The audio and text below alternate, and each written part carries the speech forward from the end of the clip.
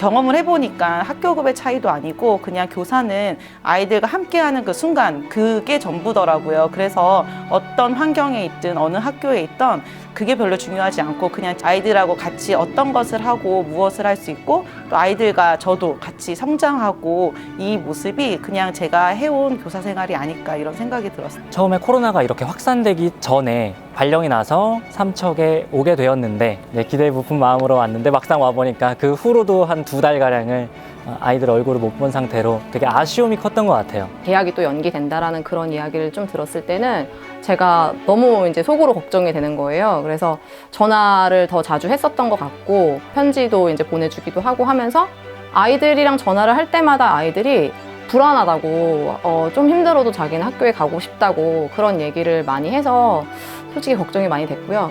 저희 입장에서 당장 이제 온라인 수업을 해야 되는데 학년별로 그 온라인 플랫폼도 다르고 가르쳐야 할 교과도 다르고 전담 선생님 유무도 다르고 이래서 사실은 학교 전체 통일한다는 게 불가능한 상황이거든요. 선생님들이 대단한 게 어떻게든 굴러가게 만드는 거예요. 교과를 놔두고 동영상을 어떻게 만들고 제작하고 이런 것들을 우리 역량으로 어떻게든 만들어야 되는 것이죠. 저희가 그 교직의 자율성이 중요하다 또는 전문성이 중요하다고 말로만 하는데 사실은 그 전문성은 교육과정하고 수업이 핵심이라고 생각을 하거든요. 원초적인 단계에서부터 그걸 꾸려나가서 실제로 우리만의 시스템을 만들고 그것들하고 아이들에게 수업을 하고 피드백을 받고 하는 거를 경험해봤다는 거. 처음 인문계 고3 담임을 맡게 되면서 굉장히 불안해하는 친구들한테 약간 다독거리고 좀 파이팅 넘치는 그런 메시지를 전달해주고 싶어서 시작을 했습니다. 작년에 충고 왔을 때는 남학생들은 사실은 이렇게 편지 받을 때 엄청 오글거린다고 생각하거든요.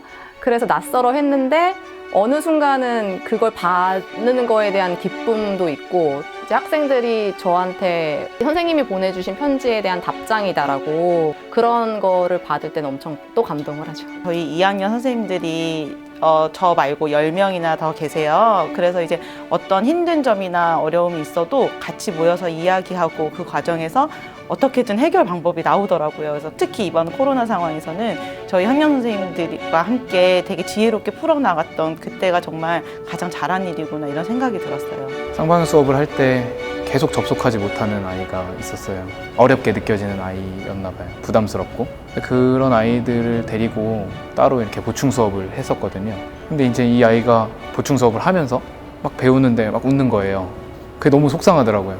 이렇게 배우면 즐겁게 배울 수 있는 아이가 원격 수업이라는 상황 때문에 그게 부담스러워서 교실에 오지 못하는 그런 상황들이 벌어지는 것들이 조금 안타깝게 느껴졌었던 것 같아요. 애들이 학교에 나온다는 게 그렇게 신기하더라고요. 그러니까 너무 당연하게 생각했던 것 같아요. 저한테 교직은 당연히 담임이고 9시까지 오는 애들이 있고 보내는 게 내 일인데 애들이 없다 보니까 이게 애들이 없는 학교가 있을 수 있다는 걸 처음으로 깨닫고 너무 고맙더라고요. 애들이 있을 때 잘해야겠구나. 이렇게 없어 보니까 너무 허전하다. 어떤 책을 읽었는데 그 책에 좋은 수업을 만들려고 하는 교사는 그 다음을 생각하기 때문에 아이들 말을 충분히 들을 수가 없다. 좋은 수업을 만들어야지라고 생각하고 교실에 들어가지 말고 이 시간을 아이들하고 충분히 좋은 시간으로 보내자라는 생각으로 수업을 들어가라. 거기에 제 모습이 너무 보이는 거예요. 내가 지금까지 하려고 했었던 거는 아이들을 본 게 아니라 내 수업을 어떻게 하면 잘 만들까만 생각하고 있었구나. 내 수업에서 어떤 아이들이 소외되고 어떤 아이들이 배우지 못하는지를 섬세하게 보지 못했었구나. 아이들이랑 수업하는 것도 너무 재밌고요. 아이들이랑 수업하면서 그냥 애들이 제 수업을 듣고 웃어줄 때가 그렇게 행복한 순간인 것 같아요. 저는 항상 그냥 수업 들어가면서 아이들이랑 떠들 때, 수업할 때 그냥 그럴 때만 되면은 매번 느끼고 있는 것 같아요. 그런 느낌을. 의사는 아픈 사람만 매일매일 보잖아요. 그래서 되게 많이 마음이 힘들겠다라는 생각이 들었거든요. 근데 교사도 마음이 아픈 아이도 있지만 마음이 건강한 아이들이 있거든요. 그 마음이 건강한 아이들이 아픈 아이들을 건강하게 만들어주는 데 도움을 주고 또 제 마음이 아플 때도 그 마음을 건강하게 그 아이들이 해주는 거예요. 그렇게 하면서 1년을 지내다 보면 그래도 조금은 아이들이 건강해지고 또 제 마음도 건강해지는 그것을 보면서 교사는 이런 아이들이 있어서 참 행복하구나. 특히 제가 고3을 계속 하다 보니까 이게 저희는 거의 수능?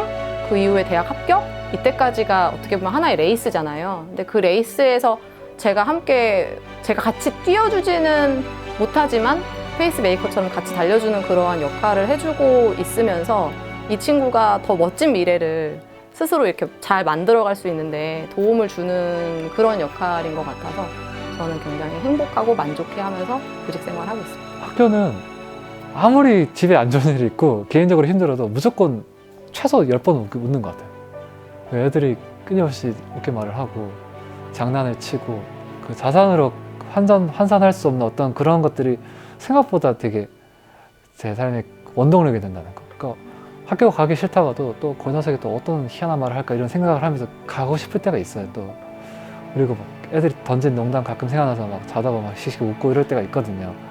근데 그런 게 사실 선생님이 갖고 있는 진짜 중요한 게 아닌가.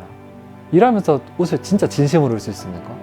태백에 있을 때도 그렇고 지금 학교도 그렇고 아이들이 일단 굉장히 착하다고 생각이 들거든요. 저 선생님이 어떤 얘기를 했을 때 그거를 받아들일 수 있는 아이들이라고 생각이 들어서 네, 아이들과 만나는 것 자체는 행복한데 올해는 상황이 어렵다 보니까 조금 덜 행복했었던 것 같습니다.